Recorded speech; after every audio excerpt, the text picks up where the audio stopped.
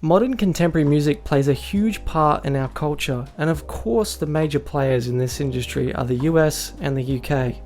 Although down here in Australia we have a smaller but strong industry that has actually birthed some of the biggest names in contemporary music. With our isolation from the rest of the Western world, we can have unique subcultures in our music pop up. It may be surprising to hear to the rest of the world that there are a few genres of music that are thriving in Australia yet remain untouched in America and England. Here are the genres of music that I believe are uniquely popular in Australia. The first genre that is uniquely popular in Australia, and this is a bit of an obvious one, is psychedelic rock, with of course Tame Impala being major headliners. Australia has been leading the way in this genre for the past 10 years, with many of the highest quality exports, including the before mentioned Tame Impala, Pond, Psychedelic Porn Crumpets, and King Gizzard and the Lizard Wizard, to name a few. Interestingly though, the band that I would say actually paved the way for this to happen was probably a classic rock inspired band named Wolfmother. They released an album in 2005 that was massive all over the world and spawned a generation of classic rock revivalism in Australia. In hindsight, Wolfmother's derivativeness of Led Zeppelin wore off pretty quick. Kevin Parker came along with his similar influences to perfect the modern take on a classic sound and embedded the genre in Australian culture ever since. There were even points in the mid-2010s where it felt like every second local band in my hometown of Perth was a psych rock band, all wanting to follow the footsteps of Tame. It's starting to wear off locally a little bit, but there still seems to be a hunger nationally for the genre. The next uniquely popular genre in Australia I'd like to talk about is Reggae Rock, undoubtedly led by none other than controversial Sydney band Sticky Fingers. The origins of this subculture emerging are a little unclear, as at times it felt like Sticky Fingers popped out of nowhere, but one large factor I would attribute to the rise in this genre's popularity would be the abundance of Pacific Islanders moving to Australia. Over in New Zealand in particular, reggae rock is a staple of pop culture, and bands like 660 dominate the charts.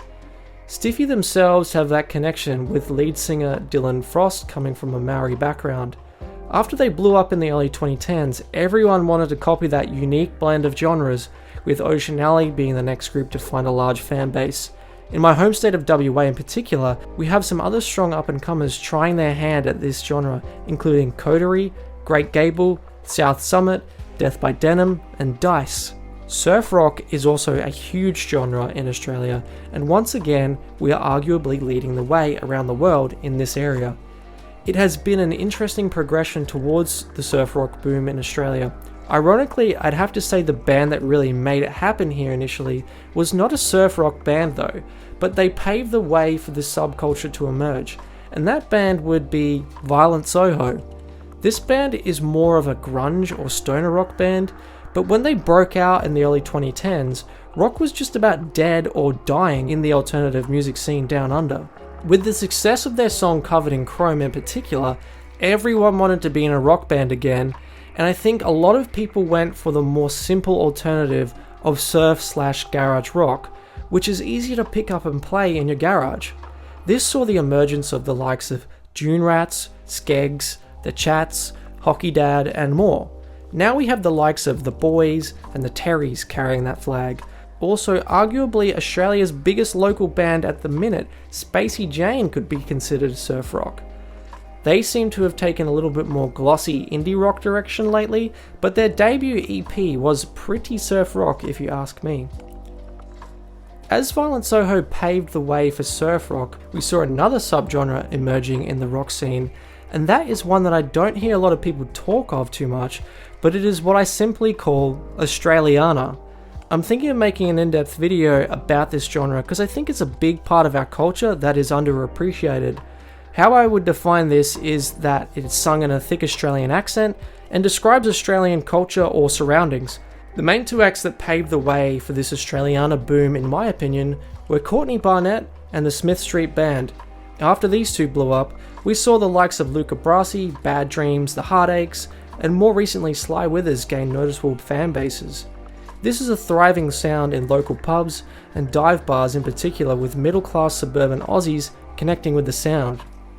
Moving away from the rock side of things, the Australian music industry has a large contingent of what I would call ethereal electronic music. Now, that could be described better by someone who knows about this type of music more than me, but I'm trying to describe the sort of music where it is predominantly synth, loop, and production based, with lots of reverb and spatial awareness.